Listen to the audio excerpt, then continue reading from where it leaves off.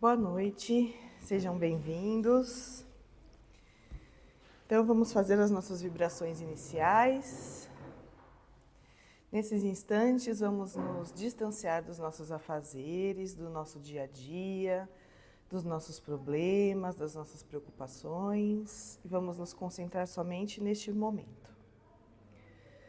Senhor Jesus, amigos espirituais, agradecemos a oportunidade de estarmos aqui reunidos novamente na nossa casa espírita.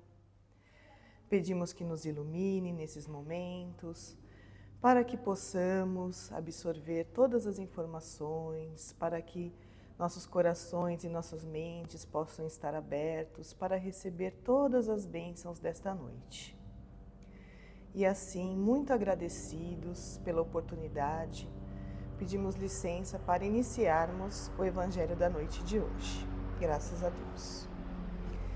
Eu vou iniciar lendo para vocês o Vencerás, que é uma mensagem do Emmanuel, que eu sempre leio, que eu acredito assim, que se a gente conseguir fazer 1/3 do que fala aqui, os nossos problemas estão resolvidos. Vencerás. Não desanimes. Persiste mais um tanto. Não cultiveis o pessimismo. Centraliza-te no bem a fazer. Esquece as sugestões do medo destrutivo. Segue adiante, mesmo varando a sombra dos próprios erros. Avança, ainda que seja por entre lágrimas. Trabalha constantemente, edifica sempre. Não consistas que o gelo do desencanto te entorpeça o coração. Não te impressione a dificuldade. Convence-te que a vitória espiritual é construção para o dia a dia. Não desistas da paciência.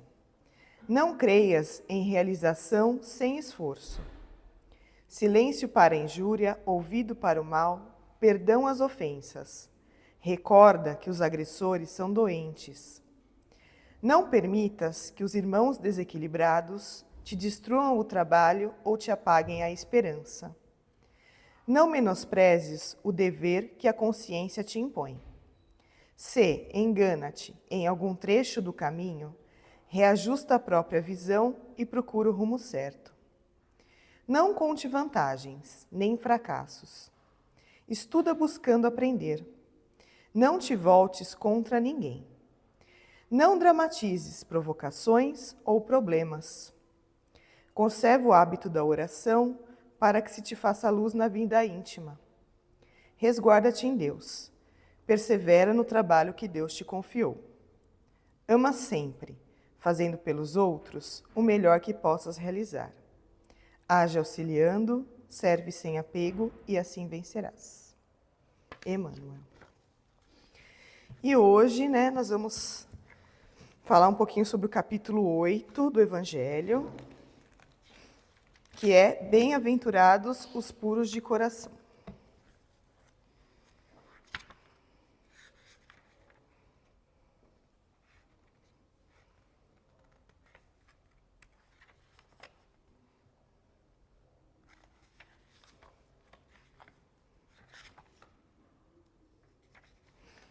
Então, eu vou começar lendo para vocês aqui a parábola inicial. Deixar vir a mim os pequeninos. Bem-aventurados os que têm o coração puro, porque eles verão a Deus. Então, apresentaram-lhe algumas crianças para que ele as tocasse. E como seus discípulos repelissem com palavras rudes aqueles que as apresentavam, Jesus ficou muito desgostoso e lhes disse: Deixar vir a mim os pequeninos. Não os embaraceis, porque o reino dos céus é para aqueles que se assemelham a eles. Em verdade vos digo, todo aquele que não receber o reino de Deus como uma criança, não entrará nele. E abraçando-as, impondo-lhes as mãos, as abençoavam. Então, o que Jesus quis dizer com isso, Que a pureza de coração, ela é importante para você entrar no reino dos céus da seguinte forma, que para você entrar no reino dos céus, você tem que ser humilde, tem que ter simplicidade. A mesma humildade e a simplicidade de uma criança. Porque a simplicidade e a humildade é o contrário do egoísmo, da vaidade. E o egoísmo e a vaidade são as coisas que mais fazem a gente errar. Muitas vezes a gente erra por conta do nosso egoísmo, né? A gente não quer dar o braço a torcer, a gente quer as coisas para nós, a gente não aceita muitas coisas, porque a gente é vaidoso. Então, o nosso egoísmo e a nossa vaidade nos leva a cometer muitos erros. E se a gente não tiver, né, esses dois problemas, a gente consegue muito mais coisas e consegue se elevar muito mais facilmente. Então, por isso que Jesus disse que se você for parecido com uma criança, você vai entrar mais facilmente no reino dos céus, porque você vai ser mais simples e humilde. Mas então vem uma questão, né, que parece ser injusta, se a gente considerar que a criança é um espírito que já reencarnou várias vezes. Na verdade, né, ele está ali naquele momento como uma criança, mas a gente sabe que ele já reencarnou muitas vezes. Então, por que que Jesus diz, né, que a gente teria que ser como uma criança? Por quê? Porque a criança, no início da sua vida, até os 7 anos, ela ainda não assumiu as suas tendências das vidas passadas. Porque o espírito, ele esquece das suas vidas anteriores, quando ele reencarna, né? E até os 7 anos, ele ainda, a sua reencarnação, ela não se completou. Então, nem as tendências da sua vida anterior ainda não despertaram nele. E é nessa fase da vida em que os pais podem moldar mais facilmente quem a criança será no futuro. Então, a família, ela é de grande importância. Por mais que o espírito traga suas tendências, porque a gente não deixa de ser quem a gente foi. A gente continua sendo quem a gente era. A gente reencarnou, mas nós trazemos tudo que a gente foi, a gente continua sendo. Mas quando a gente nasce pequenino numa nova família, que a gente vem com a bênção do esquecimento, a gente tem uma nova oportunidade. E aí a família entra nisso, os pais entram nessa questão. Então, os pais, nessa fase, principalmente da primeira infância, têm a oportunidade de ensinar a criança as leis, ensinar a criança sobre Deus, sobre o caminho correto, sobre o que é certo, sobre o que é errado, para que a criança saiba escolher. Porque quando ele crescer, principalmente quando chegar na adolescência, todas aquelas tendências que ele trouxe da vida passada vai surgir. Tudo que ele era, não que ele vai se lembrar, lógico, nós não lembramos da nossa vida passada, mas a gente traz dentro de nós, né? As nossas emoções, aquilo que a gente gosta de fazer, aquilo que a gente costumava ser. E aí isso vai surgindo. E aí se nós ensinarmos aos nossos filhos o caminho correto, ele vai ter uma balança. Ele vai ter uma balança moral. E aí ele vai pensar, mas será que é certo eu agir assim ou não? Porque os pais ensinaram para ele esse caminho. E aí vem a importância da religião. Né? Tem gente que fala assim, não, eu não vou ensinar religião para o meu filho. Quando ele crescer, ele vai lá e escolhe que religião ele quer ter, né? Se ele vai ser católico, espírita, evangélico, budista, né? É uma escolha dele. Não é assim que funciona. Isso é uma responsabilidade da família. A família precisa ensinar para os filhos a religião. Depois, se quando ele crescer ele quiser mudar, é uma opção dele. Ninguém está ali impondo. Mas a religião, ela dá um norte para a criança. E é função da família dar esse norte para os filhos. Trazendo a evangelização infantil, quando possível, que é importante. Ensinar em casa, fazer o evangelho, né? Orar com a criança, ensinar a orar, ensinar o Pai Nosso, tudo isso é muito importante, né? E aí eu queria falar com vocês, aproveitando esse gancho, né? Um pouquinho sobre a reencarnação. Como ela é importante e como que ela acontece. Porque a gente fala muito sobre a reencarnação. E aí tem um capítulo do livro Missionários da Luz, que é do André Luiz, psicografada pelo Chico Xavier, né, uma parte do Missionários da Luz, que fala sobre a reencarnação do Segismundo. Não sei se alguém aqui já leu o livro, acho que vocês já devem ter tido a oportunidade, né?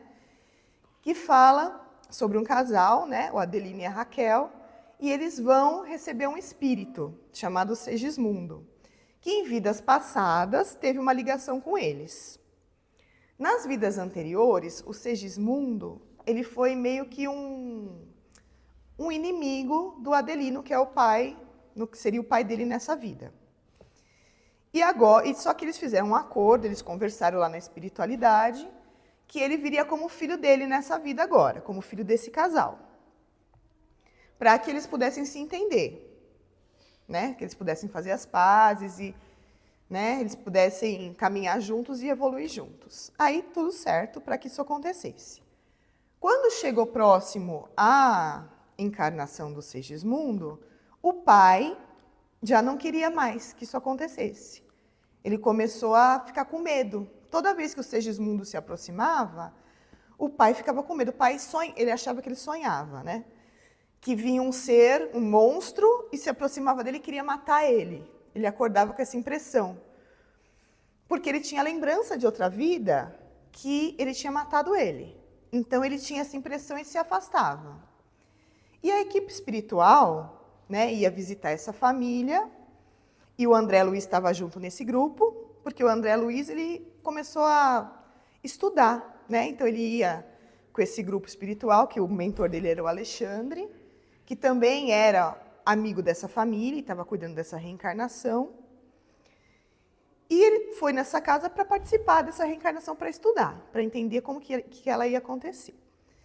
E aí o Alexandre, que era o mentor do André, falou assim, não, a gente vai ajudar o Segismundo a reencarnar, né? Então vamos fazer assim, vamos chamar o Adelino, que é o pai do Segismundo, para conversar. E aí quando o Adelino estava dormindo, né, ele saiu do corpo, e aí chamaram ele para conversar com o Segismundo. E aí o Adelino, fora do corpo, ficou com medo, né? Porque ele via no Segismundo um inimigo de vidas passadas, né? Ele não lembrava que ele tinha sido morto pelo Adelino, mas tinha aquela sensação de pavor, porque ele tinha aquela emoção que ele tinha matado ele. E aí o mentor do André, que era o Alexandre, conversou com ele e falou, não, mas você precisa ajudar ele veio aqui para ser seu filho, né? Você já tinha perdoado ele, vocês precisam se entender. E aí ele acaba se entendendo com o Segismundo e aceita ele como filho. E aí que vem todo o processo da reencarnação. O que acontece com o espírito? Que eles contam detalhadamente. Eu vou contar aqui só um pedacinho. Mas é bom vocês lerem no livro, que aí tem muitos detalhes bem melhores, né? E aí vai uma equipe espiritual lá de espíritos construtores, na outra noite, isso não é tudo no mesmo dia, né?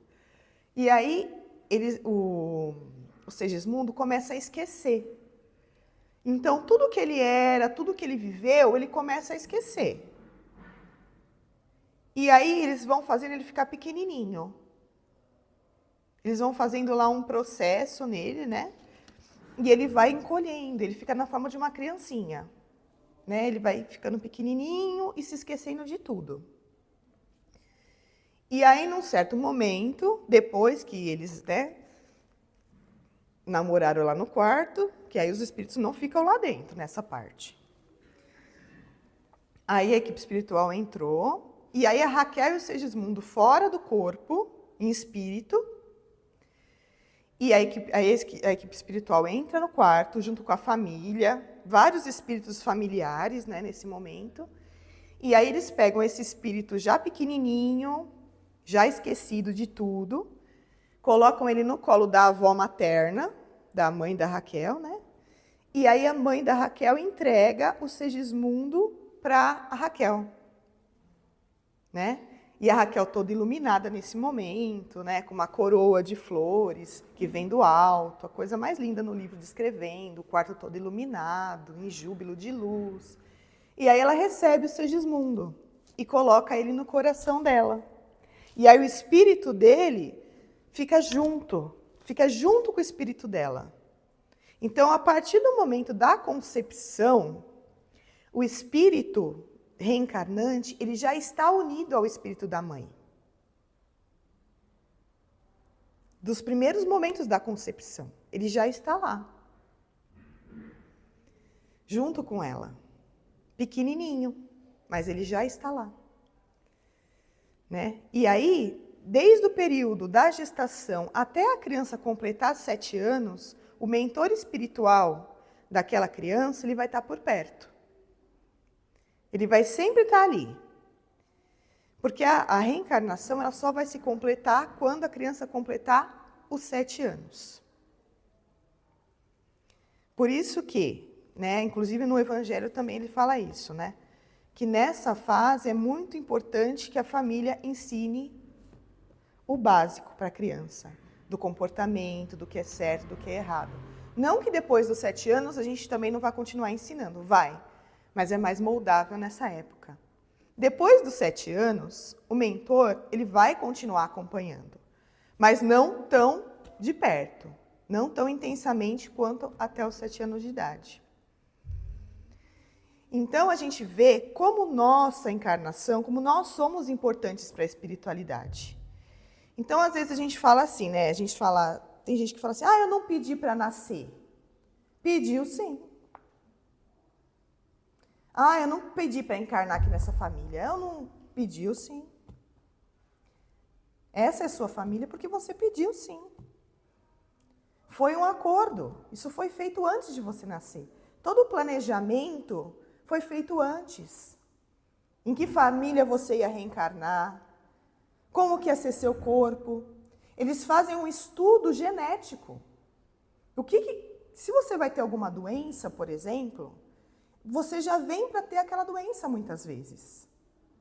Não que você não possa gerar uma doença no seu corpo. Você também pode gerar uma doença, porque nós temos o livre-arbítrio, certo?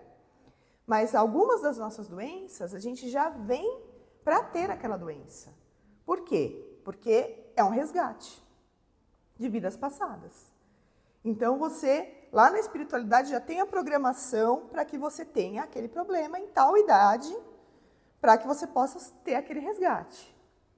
Esse problema pode ser atenuado de acordo com os seus méritos, de acordo com o que você vai fazer de bom na sua vida, com o seu livre-arbítrio? Pode. Você pode adiantar esse problema ou agravar esse problema de acordo com as suas escolhas? Também pode. Né? Porque a gente tem o livre-arbítrio. Mas muitas coisas a gente já vem com aquilo. Né? Então, assim, tudo é feito planejado. Nada é ao acaso. Então, por isso que a gente tem que ser muito grato, dar muito valor para as coisas, para a família que a gente nasceu, para os filhos que a gente teve, né? Às vezes a gente pensa, nossa, mas meu filho é tão estranho, às vezes eu acho que ele, não sei, né? Por que ele é assim, por que ele é assado? Mas é por quê? Porque ele veio para a gente poder ajudá-lo. Ou por que meu pai e minha mãe são dessa forma e às vezes eu não me sinto compreendido por ele, né? Ou por ela, ou por que eu nasci nessa família? Gente, nada é à toa. A gente está junto com as pessoas que é para a gente se acertar. É para a gente se ajudar e a gente ajudar. De alguma forma. Né? Então, nós temos que pensar. É difícil? Claro que é difícil. Nós estamos num mundo de expiações e provas. Né?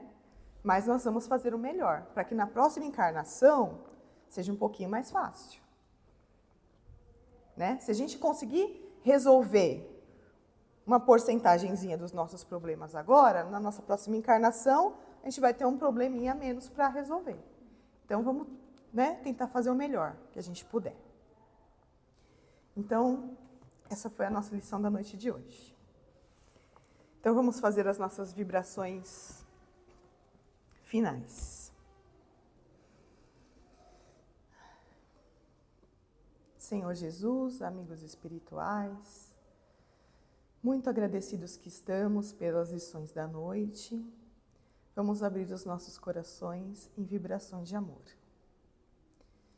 Vamos vibrar uma luz intensa, para a nossa casa, para o nosso lar, abrindo portas e janelas. Que essa luz possa adentrar todos os cômodos, iluminando o piso, paredes, teto, todos os cantos, retirando todas as energias negativas, miasmas, formas, pensamentos, iluminando todas as pessoas que deixamos em casa, iluminando nossas plantas, nossos animais. Vamos vibrar uma luz intensa pela nossa casa espírita que nos acolhe com tanto amor. Que essa luz possa iluminar todas as salas, a evangelização infantil, a câmara de passes. Que essa luz possa iluminar a nós mesmos nesses instantes,